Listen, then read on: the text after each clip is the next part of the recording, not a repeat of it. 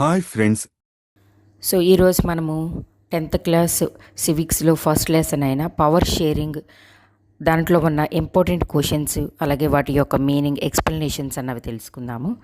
So first, what is the main difference between Prudential reasons for power sharing and moral reasons for power sharing?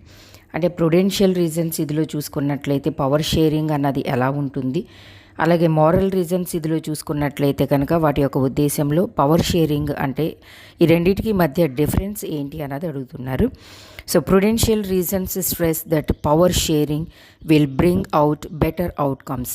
So Prudential reasons ఇదిలో ఏంటంటే ఒకవేళ అధికార విభజన కనుక జరిగినట్లయితే అది మంచి రిజల్ట్ని ఇస్తుందంట, సో బెటర్ అవుట్కమ్స్ని ఇస్తుంది అని.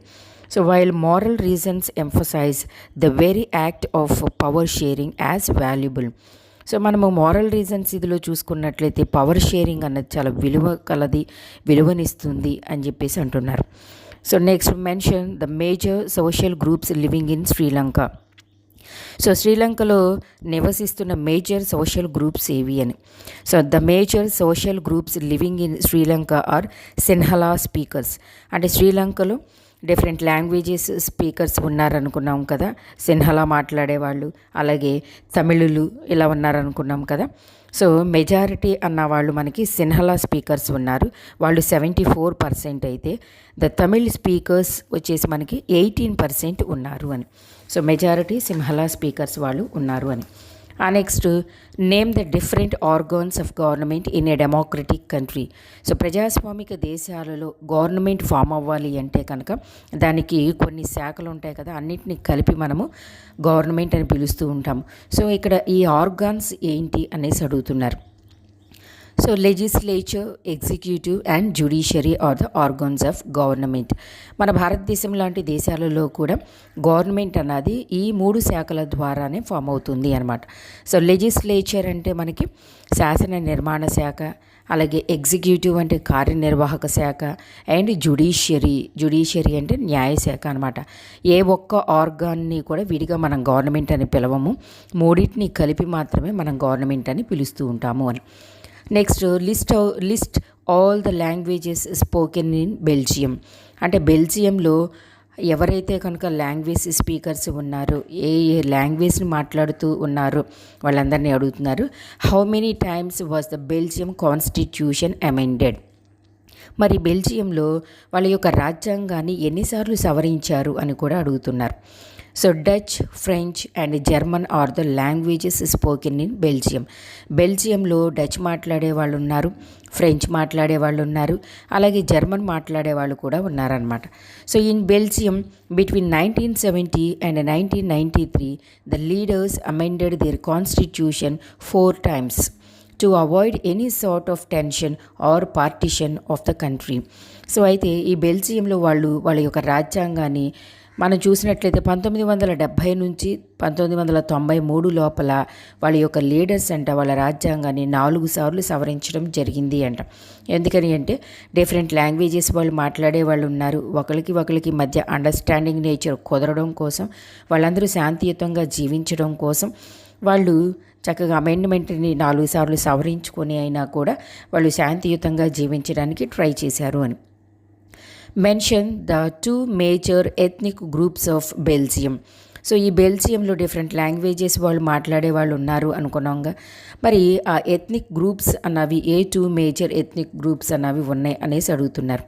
So Dutch and French are the 2 major ethnic groups of Belgium. So బెల్జియంలో మెయిన్ గ్రూప్స్గా ఎవరెవరు ఉన్నారంటే డచ్ మాట్లాడేవాళ్ళు, ఫ్రెంచ్ మాట్లాడేవాళ్ళు కూడా ఉన్నారు అని. So what is majoritarianism. So మరి వాళ్ళందరిలో కూడా బాగా మెజారిటీ ఎక్కువగా ఉన్నవాళ్ళు ఎవరు? A belief that the majority community should be able to rule a country in whichever way it wants by disregarding the wishes and needs of the minority. అయితే ఏ దేశంలో అయినా కూడా మనం చూసుకుంటే పాపులేషన్ అయినా, లాంగ్వేజ్ మాట్లాడే వాళ్ళైనా ఎవరి యొక్క నంబర్ మెజారిటీ ఉంటుందో వాళ్ళు చెప్పింది వాళ్ళు జరుగుతుందన్నమాట ఆ దేశాలు. అయితే ఇక్కడ కూడా ఫస్ట్లో మరి అలాగనే ట్రై చేశారు. I believe that the majority community should be able to rule a country in అయితే అలా మెజారిటీగా ఎవరైతే ఉన్నారో వాళ్ళే ఆ దేశంలో అధికారాన్ని చేతిలోకి తీసుకుంటారన్నమాట. వాళ్ళు చెప్పిందే జరుగుతుంది అని. In whichever way it wants, వాళ్ళు అనుకున్నట్టుగా అక్కడ ప్రభుత్వాన్ని నడుపుతూ ఉంటారు. By disregarding the wishes and needs of the minority. So తక్కువ నంబర్లో ఉన్న వాళ్ళు ఎవరైతే ఉన్నారో వాళ్ళు చెప్పింది అక్కడ చల్లదనమాట. సో ఎవరి నంబర్ అయితే కనుక ఎక్కువగా ఉంటుందో, మెజారిటీ ఉంటుందో, వాళ్ళు అధికారాన్ని కానీ ప్రభుత్వాన్ని కానీ వాళ్ళ చేతుల్లోకి తీసుకుని నడపడం జరుగుతుంది అని. Name a country which has lost peace due to the implementation of majoritarianism. So మరి ఈ name a country, a country అంట ఇట్లా మెజారిటీగా ఉన్న వాళ్ళు అక్కడ శాంతియుతంగా పరిపాలన అన్నది చేయలేకపోయారు. అలాగే వాళ్ళ యొక్క దేశంలో వాళ్ళు ఇంప్లిమెంట్ చేయలేకపోయారు అంటే శ్రీలంకలోనమాట. And next one, mention one step which was taken by the Sri Lanka government to create majoritarianism. శ్రీలంకలో 2 డిఫరెంట్ లాంగ్వేజ్ మాట్లాడే వాళ్ళు ఉన్నారనుకున్నాం కదా. ఒకళ్ళు సింహళ మాట్లాడే వాళ్ళు అయితే మరొకళ్ళు తమిళం మాట్లాడేవాళ్ళు. అయితే సింహళ భాష మాట్లాడేవాళ్ళు ఎక్కువ మంది ఉన్నారు. Majority of the people Sinhala speakers అనమాట. సో అయితే ఇక్కడ ఈ శ్రీలంక గవర్నమెంట్ ఎవరైతే ఈ మెజారిటీ స్పీకర్స్ ఉన్నారో వీళ్ళతోటి ఒక స్టెప్ తీసుకుందంట. ఆ స్టెప్ ఏంటి అంటున్నారు. So in 1956 an act was passed to recognize Sinhala as the only official language.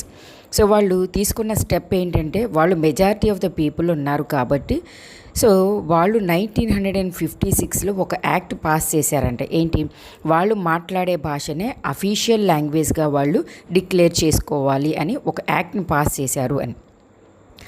And next, what is a civil war? పౌర యుద్ధం అంటే ఏంటి?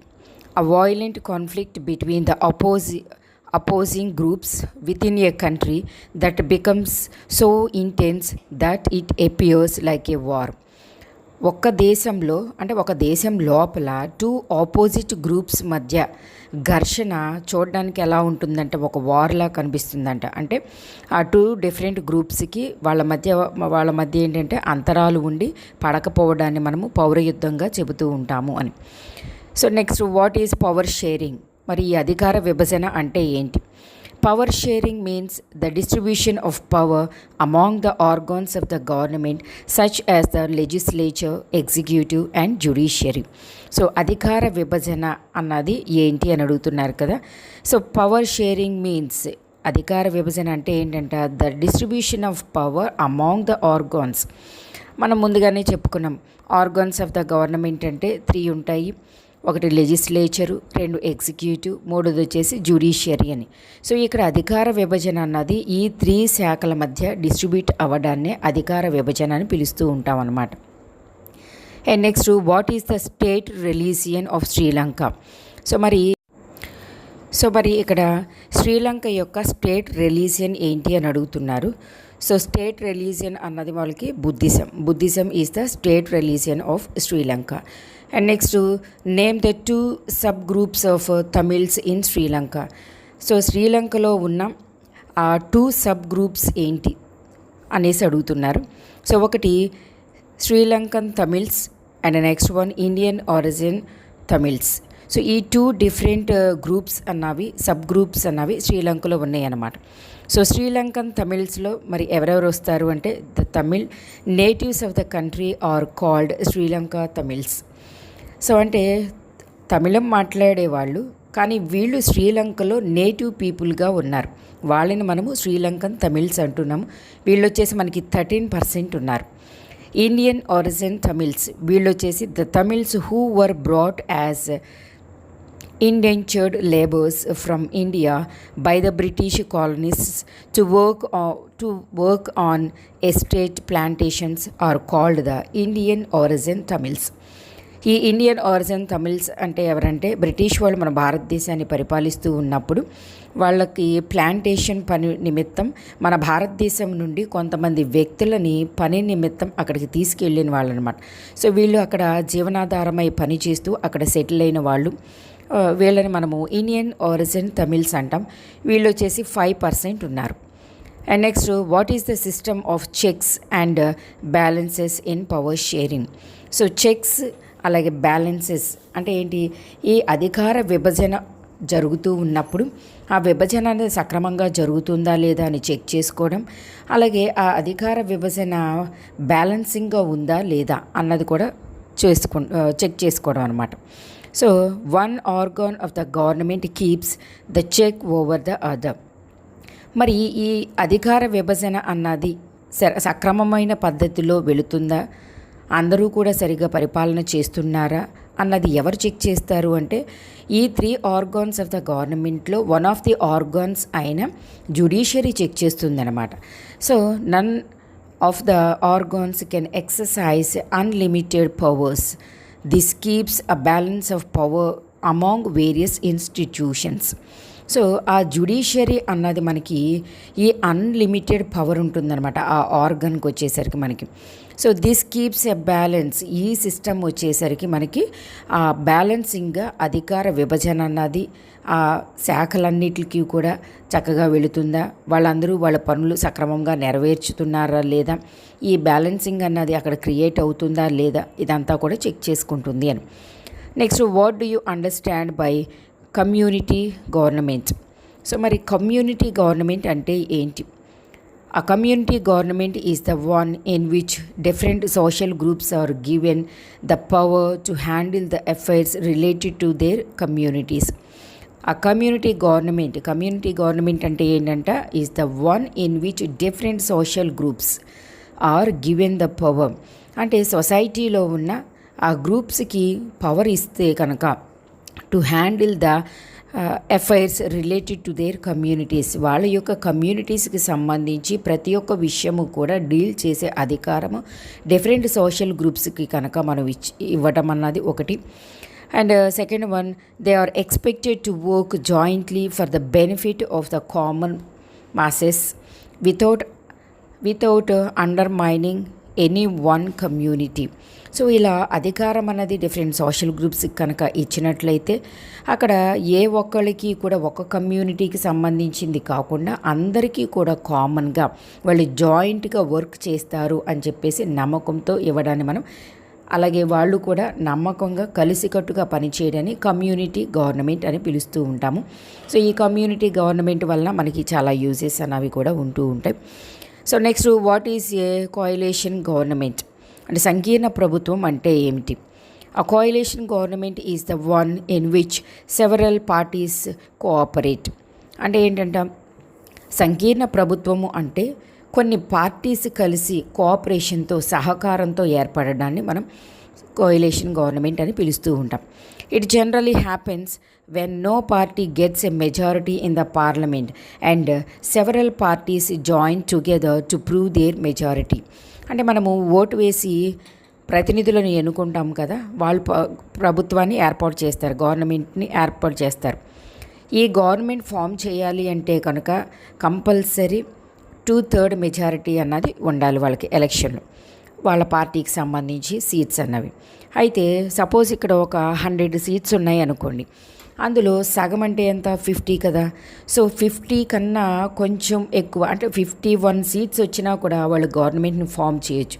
కానీ ఇలా ఎలక్షన్లో నిలబడ్డప్పుడు వాళ్ళకి ఏ ఒక్క పార్టీకి కూడా సగం కన్నా ఎక్కువ మెజారిటీ రానప్పుడు కొన్ని పార్టీలు కలిసికట్టుగా ప్రభుత్వాన్ని ఏర్పాటు చేయడాన్ని మనము సంకీర్ణ ప్రభుత్వంగా చెబుతూ ఉంటాం, కోయలేషన్ గవర్నమెంట్గా చెబుతూ ఉంటాం అన్నమాట. Next state 2 main basis of social division in Sri Lanka. శ్రీలంకలో ఉన్న 2 సోషల్ డివిజన్స్ ఏంటి అంటున్నారు. One is religion and second one is language.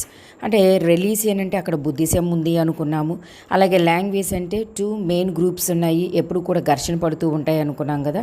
One is Sinhala speakers and another one is Tamil speakers.